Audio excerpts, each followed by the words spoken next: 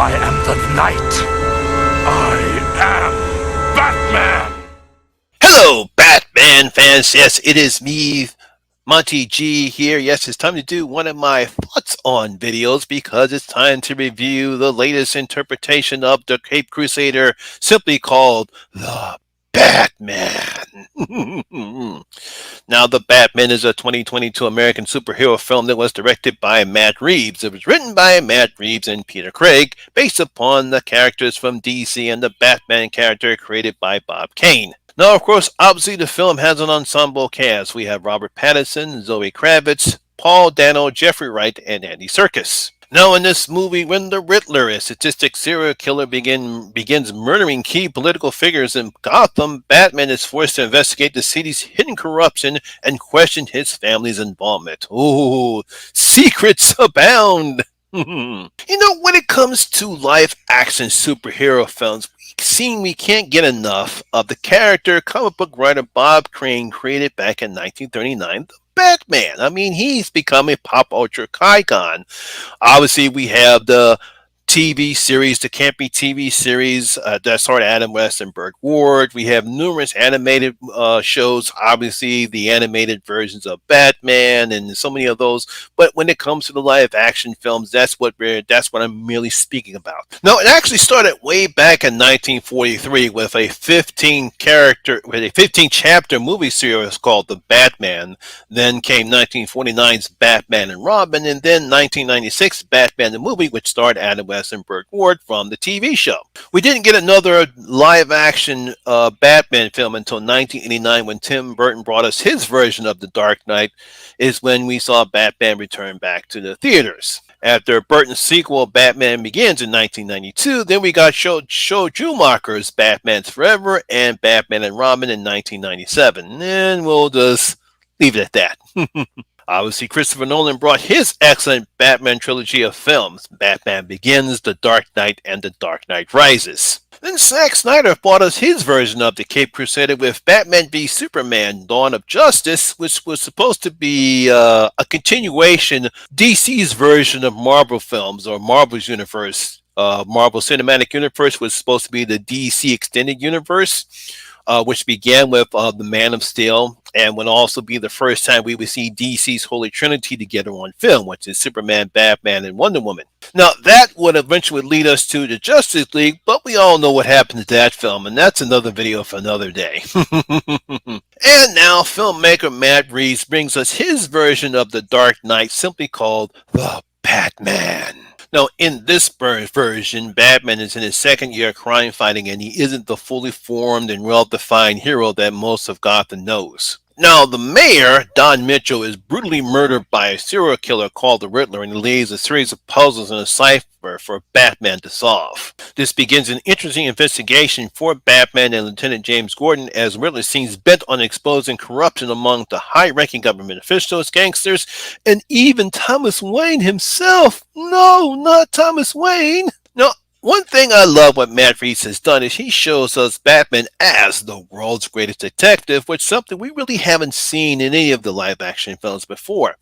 Because when it comes to Batman, one of his is called the world's greatest detective. He has an actual keen mind when it comes to solving crimes, which is something we really haven't seen before in any of the live-action films. Oh, we do see him decipher some stuff, but we're going to actually do an actual investigation where he actually take a look at clues and try to decipher what's happening. And this is something that we haven't seen before, so I have to give Matt Reeves credit for showing another aspect of the Batman character. Now, we've seen it all before in the video games that we've played before, especially in, like, say, in Arkham Origins. So we have that aspect of Batman in this film. Another thing this film has that we haven't seen in any, maybe a little bit in Tim Burton's version of Batman, the film has a sort of a neo-noir feel to it, as we see Gotham as a very dark place filled with shady characters, corrupt cops, and government officials, and you can't trust anyone here.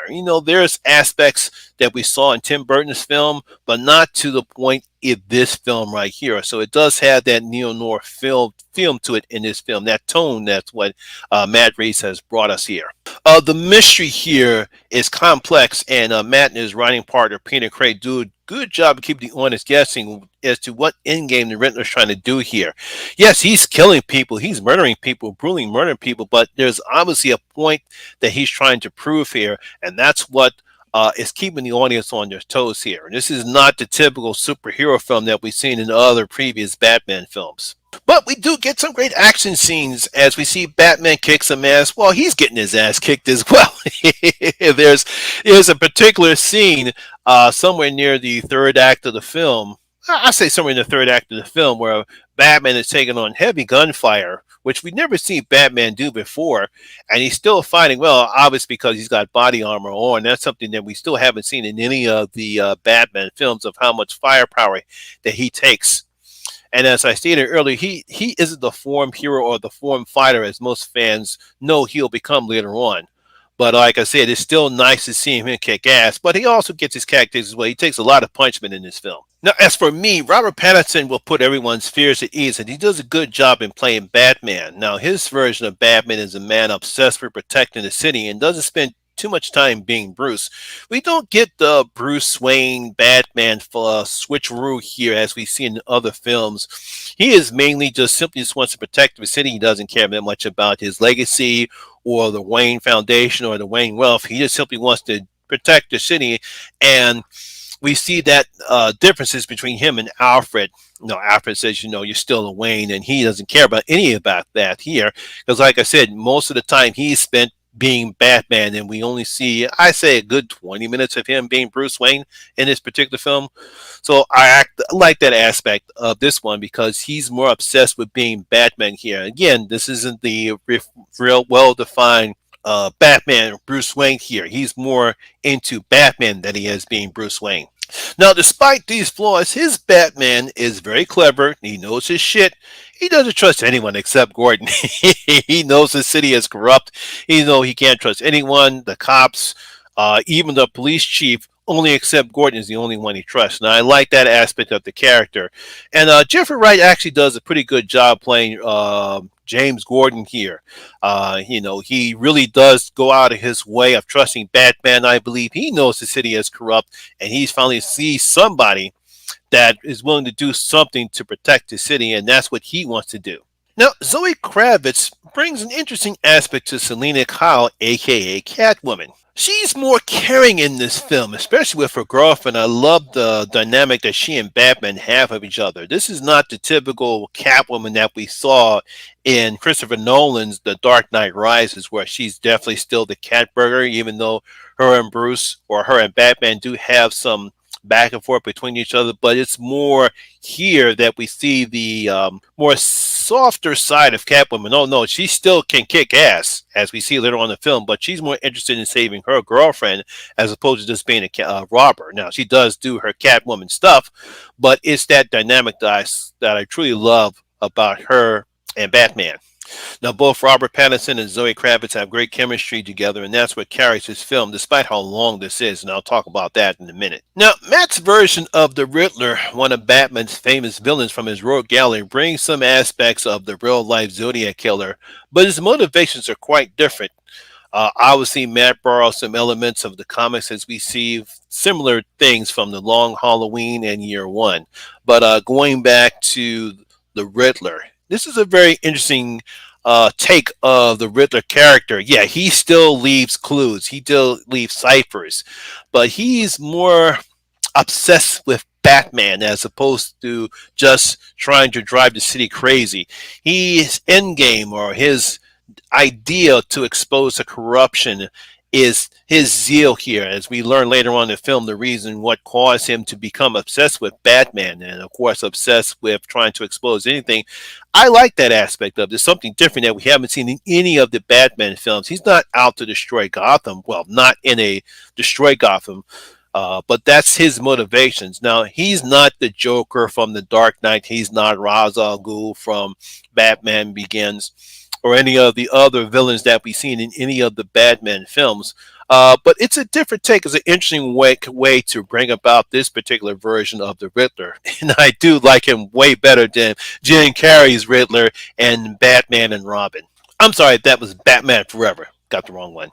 There are some Easter eggs in this film, particularly some people might see some elements of this film taken from a great story from DC's Elseworlds revolving Martha Wayne. And I won't mention that, but if you know what I'm talking about, you know what Elseworlds story I'm talking about when it involves Martha Wayne. Now, there are no actual flaws in this film, but the one thing I didn't like this film is that it's too damn long. Now, while Avengers Endgame clocked in over 3 hours long, I'm sure it didn't feel that way, but at times, that film kind of drags, especially during the third act, as the film should have been at least 15 minutes shorter.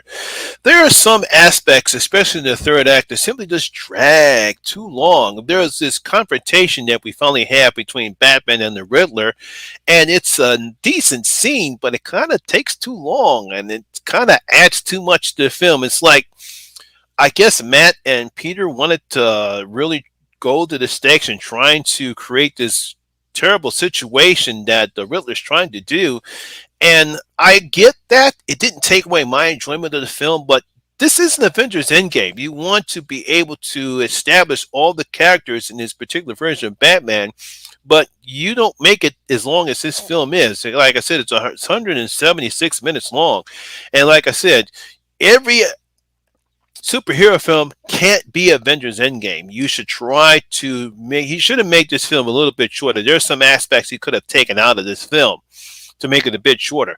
It doesn't hurt my enjoyment of the film, but it just feels too long. However, this is an interesting and different take of The Dark Knight. It has some nice acting, excellent fight scene, and I love the tone that the film and it makes it an excellent way to begin this new chapter for the Batman. Now, how would I rank this film? Obviously, it's better than Batman and Robin. It might be better than Batman Forever and some of the other Batman films. Um, I rank it pretty high up. I can't don't know where I would rank this right now between all the other Batman films. Obviously, this is not The Dark Knight or The Dark Knight Rises. I kind of somewhat compare it to Christopher Nolan's Batman Begins, but I think I like that film better than Batman. Like this, I like Batman Begins better than this particular film, but I would rank it high up there. But eventually, if I do make a video of ranking the Batman films, I'll make that film out right now. But I don't know where I would rank it right now. But if I were to rank this film, I would definitely give it a as a 1 to 10. I'd give it a 7. It's a pretty good film. It's a nice way to start. It's just too damn long. Now, obviously, this is a spoiler-free review, so in the comment section below, please make sure that if you make your comments, do not put any spoilers in it. If you are, make sure you mark it. I'm pretty sure not everyone has seen the film, so I don't want to ruin anyone's enjoyment. So please be kind. When you leave your comments in the comment section below, just make sure don't spoil anything. If you are, just mark it as a spoiler. So there you have it. That is my review of the Batman. Hope you guys did enjoy it, and if you did, please give it a thumbs up, like, and share. Also, if you're new here, please hit that subscribe button and ring that notification bell. That way you'll be notified anytime when I put a new video such as this one. Once again, my name is Lamont Smith. Thank you very much for watching, and I'll see you in my next video. I'm out.